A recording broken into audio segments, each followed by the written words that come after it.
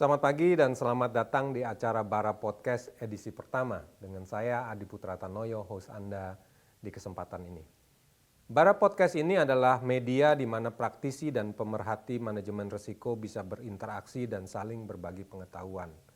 Edisi pertama Bara Podcast ini mengambil topik Bara sebagai partner industri keuangan untuk mewujudkan pengelolaan risiko secara optimal.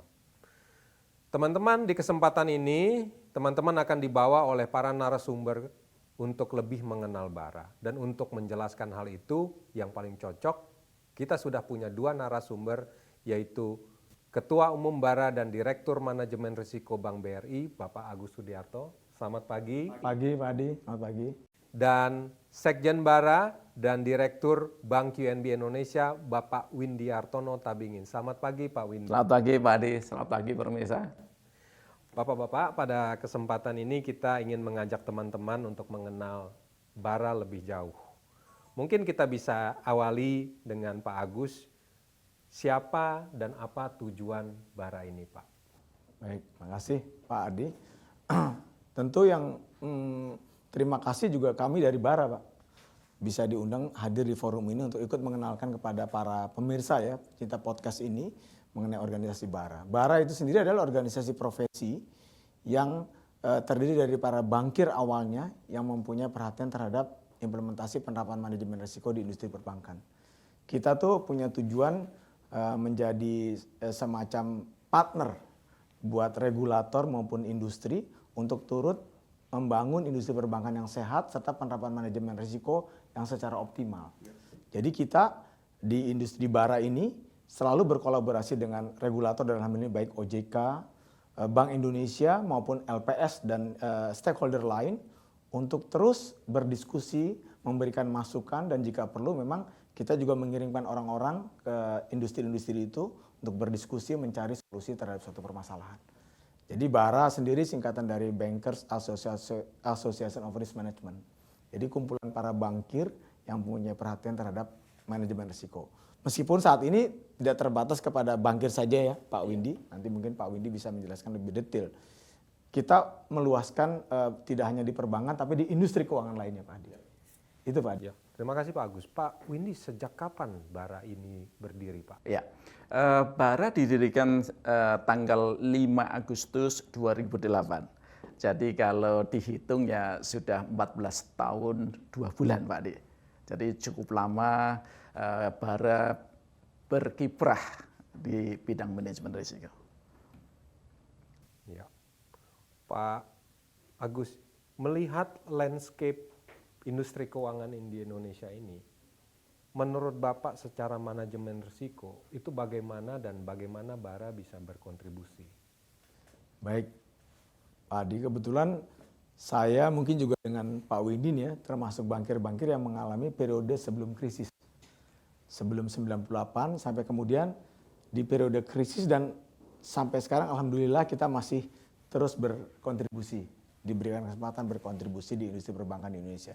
Jadi saya secara pribadi mengalami sendiri bagaimana penerapan manajemen risiko pada saat itu sebelum krisis dengan setelah krisis itu sangat jauh sekali. Kalau bisa saya katakan bahkan pada saat itu kita menjalankan bisnis praktek perbankan tuh mungkin belum best practice pada saat itu Pak. Kemudian krisis 98 kita tahu krisis finansial yang saat itu dimulai dari krisis mata uang dari yang menular dari Asia, dari Korea, Thailand, Malaysia, kemudian Indonesia. Ini merubah sama sekali peta landscape perbankan. Dulu ada cukup banyak bank yang dilikuidasi pada saat itu sebagai akibat dari krisis. Ada bank yang digabungkan, di merger. Dan ada bank yang dibukukan sama sekali kegiatan usahanya. Permasalahannya masih terjadi sampai sekarang. Nah setelah krisis, di awal 98, 99, itu diperkenalkanlah bagaimana mengelola bank yang secara best practice dilakukan di negara-negara yang lebih maju. Satu hal yang paling menonjol adalah penerapan manajemen risiko. Saya kebetulan termasuk serta Pak Windy ya, pelaku sejarah lah ya. Penerapan awal-awal manajemen risiko itu nggak gampang untuk merubah mindset maupun culture di industri perbankan pada saat itu. Kita pernah yang namanya penerapan Manajemen risiko pada saat itu baru ada di Credit Risk Management, Pak Adi. Kita sebutkan CRM, Credit Risk Management. Waktu itu, karena masih mungkin juga awal-awal penerapan antara teman-teman di business unit dengan teman-teman di risk management unit itu masih bilang CRM ini bukan credit risk management, apa itu? Cut and reduce management. Jadi kerjaannya kalau ada proposal dari unit bisnis, orang risk itu cuma motong gitu. Karena masih di awal-awal masa pengenalan lah penerapan implementasi manajemen risiko. Tapi semakin kemari kita sendiri akhirnya merasakan perlunya penerapan manajemen risiko yang lebih baik. Dan kemudian memang secara global sendiri kan kemudian ada beberapa kasus lain. Di luar kasus Amerika Latin, kemudian kita tahu ada beberapa kasus lain yang membuat Basel Committee for Banking Settlement yang ada di Swiss itu mengeluarkan serangkaian aturan yang mengharuskan lah gitu ya. Membuat kita di industri perbankan di Indonesia juga mau nggak mau harus ikut ke sana. Dan didorong juga oleh regulator, dalam hal ini waktu itu Bank Indonesia untuk juga mulai menerapkannya. Nah ini membuat industri perbankan kita, bankir-bankir yang bergerak di industri perbankan di Indonesia juga mengikuti aturan itu, Pak. Mengikuti aturan itu termasuk terus meningkatkan kapabilitas dalam penerapan manajemen risiko.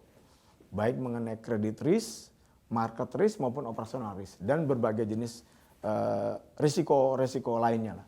Nah dengan penerapan itu kita boleh bersyukur Pak Adi bahwa setelah 98 kan sebenarnya kita ada juga beberapa krisis lain ya.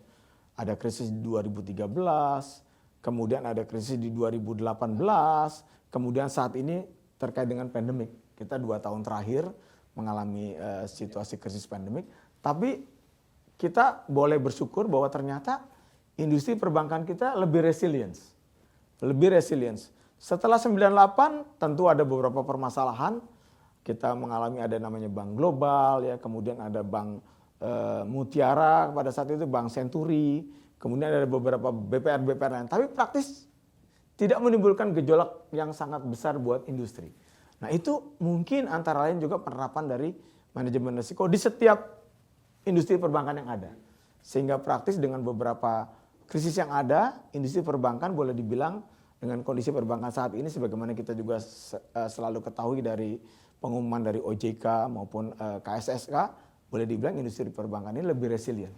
Dengan berbagai krisis yang ada, kita tetap mempunyai kualitas portofolio yang baik, permodalan yang baik, sehingga lebih dipercaya oleh tidak hanya secara internal di domestik, tapi juga di regional bahkan internasional. Ini boleh dibilang salah satunya juga kontribusi dari implementasi penerapan manajemen risiko di kita. Mungkin dari saya itu. Kalau boleh saya menambahkan Pak Adi, sebetulnya pada awalnya kami itu nggak memahami seperti apa sih implementasi manajemen risiko. Tetapi saat ini kita bisa melihat bahwa pemahaman dari SDM mengenai manajemen risiko itu lebih meningkat. Jadi dari segi knowledge, skill, dan attitude-nya itu boleh dikatakan cukup memadai. Sehingga dikatakan oleh beliau tadi, beberapa krisis yang kita hadapi menjadi bisa kita atasi. Saya rasa itu. Terima kasih Pak Agus dan Pak Windy, sangat impresif pandangannya tentang landscape manajemen risiko di Indonesia ya Pak.